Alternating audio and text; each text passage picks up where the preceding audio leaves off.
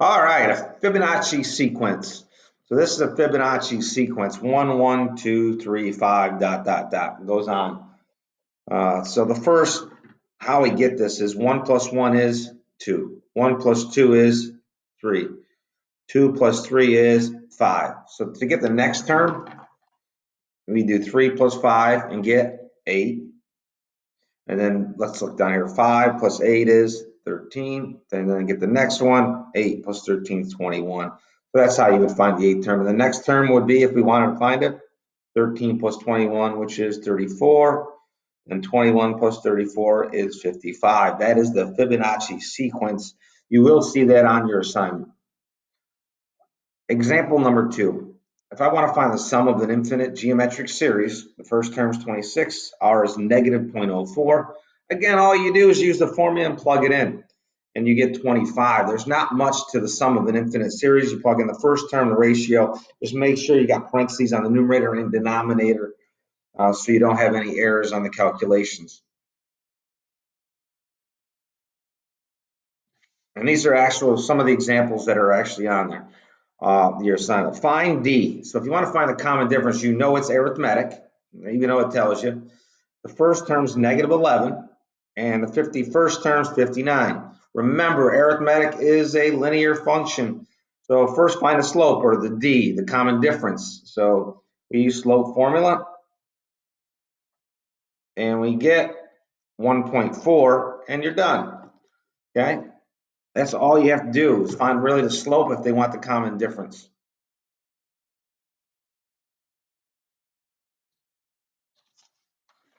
And again, you can pause these videos at any point if you need to stop and look over some of the examples. So the next one, number 4, find the sum of the arithmetic series if the first term is negative 74 and the common difference is negative 4. So D is negative 4 and N is 14. That means there's 14 terms in the sequence. Or they want you to find the sum of the first 14 terms. So sum of, and N's 14. So we want to find the sum of the first 14 terms. All you do is plug in, N is 14. So 14 where the N is. The first term is negative 74. You plug it in. The hardest thing again is finding the 14th term. So we need to find it. So again, we know the common difference is negative 4, so that's our slope. Our y-intercept, we would have to go back 1. So instead of subtracting 4, we would add 1, because if it was negative 74 and we subtract 4, it'd be negative 78. That would be the second term. So to get the 0 term, we got to go back. So it'd be negative 70. Again, you do the opposite to go back to get the y-intercept. So that's the equation.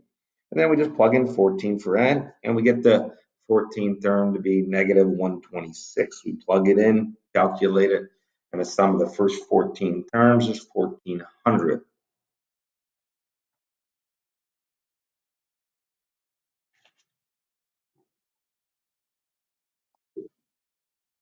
All right, number 5, find the 21st term. So let's look at this sequence. 9, 3, negative 3. So basically all we're doing with sequences and series is looking for patterns.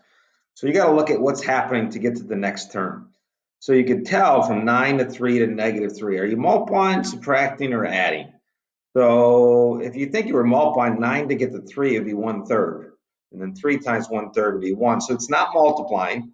You can easily see that you're subtracting 6. So the common difference is negative 6. That means it's an arithmetic sequence. Anytime it asks you for a specific term, especially like the latter ones like 30, 40, 50, it's easiest to get the equation. If it's asking for the fifth term, then I would just go ahead and keep subtracting 6 and get my answer, and that's the fifth term. There's no need to get the equation if you're only getting the fifth term. But if you want the 21st term, I wouldn't do that. It's a lot of work. It's pretty easy. We already know the common difference is negative 6, so that's our slope. And we go back 1. So if we're subtracting 6 to go this way, this is our y-intercept. Remember, this is our first term, second term, third term. This is the y-intercept, a sub 0. So it would be 15. So we have our equation. Then you just plug in 21. That's negative 111. Number 6, find the sum of this sequence of the first 8 terms. So I'm gonna have to do this. Let's see if we can see both of these screens. All right.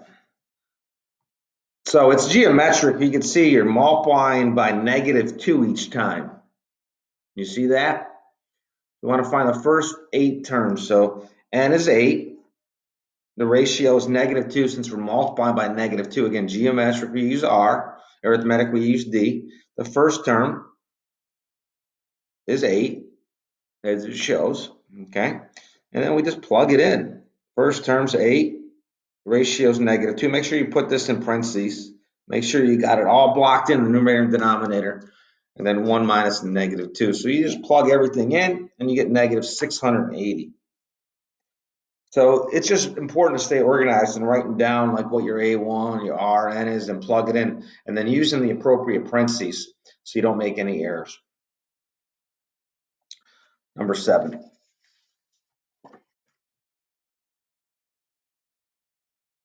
Now it's going to ask for the recursive formula. We did that at the beginning. That was the first thing we did. So it's just what's happening to the next term. So if you look at this, you'll say, oh, what's happening? Well, you're just subtracting 14.75, okay? So the first term is -17.5. The common difference is -14.75. So all you're doing is subtracting 14.75 from the previous term. That's all you have to do for the recursive, or you could write it in that format. Number 8. Now, these aren't the same numbers in yours. It's all sort of mixed around, so it may be different questions for you guys. So in an arithmetic sequence, find D. Now, they're going to give you some information where the first term is 14, and then the 24th term is 50.8.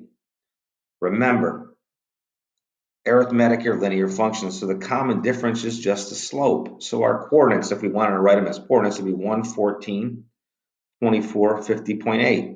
Like that's really your x, that's your y, okay? And then we just plug it in to find the slope. I label, make sure you label and stay organized. So y2 minus y1, x2 minus x1, and we get 1.6 is our slope, or more importantly, when we talk about sequence series, we're talking about our common difference. All right, number 9, again, pause it at any point that you want.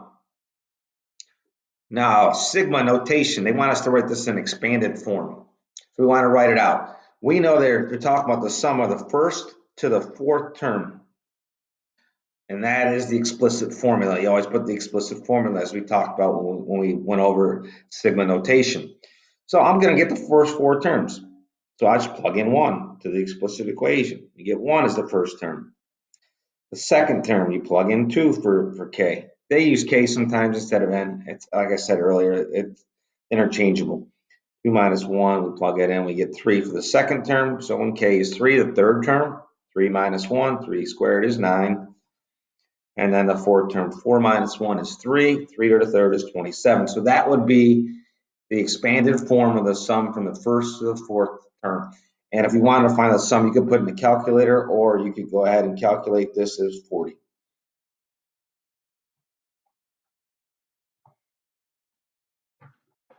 All right, so now number 10. Find A1. We want to find the first term. It tells you the sum. Okay, it tells you there's only 3 terms. And it tells you the ratio is 3.4. So you know it's geometric. And that information tells us it's geometric. And they give you R, and there's 3 terms. Okay, n is 3. So we know we're not using the infinite equation, so we're going to use this one.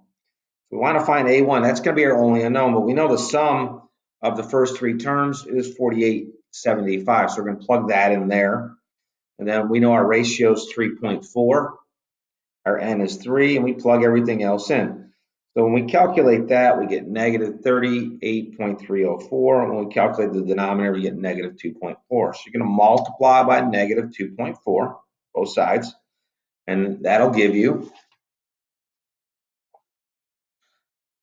-117,084 equals -38.304 times A1.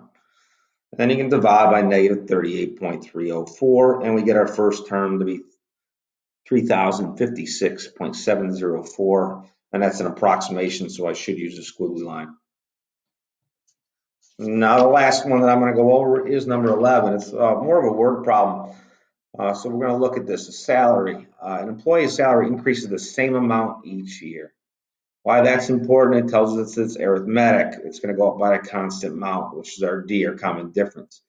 He earned $61,325 in the 6th year and $87,000 in the 19th year. How much was his pay in the 2nd year? So we want to get the explicit equation because anytime we want to find a specific term, that's the easiest thing to do.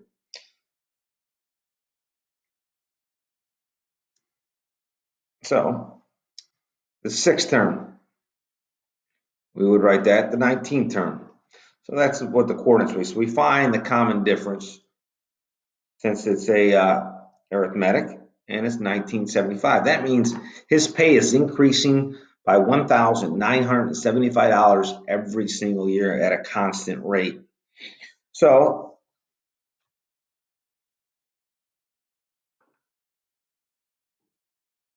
now we just need to find the y-intercept. So we know the slope 1975 times n plus whatever the y-intercept is. So you can plug in any one of the values to find that. So I plugged in the nice easy constant one. So I plugged in 19 when his 19th year salary was 87,000. So this 87,000 is the value. Slope's 1975 and times n, which is a 19 or the x. And we calculate that. And you get his starting salary was $49,475. So the explicit equation is A of n equals 1975 plus 49,475. And then to find the second term, you just plug in 2 for n. So the 2nd year his pay was $53,425. And that's all. And that should help you get through. I mean, I've gone over 11 of the 27, and there's 16 are very similar that is assigned. Again, we're going to be going over sequence and series for the next 3 weeks. So make sure you watch the videos and message me if you got any questions. Have a great day.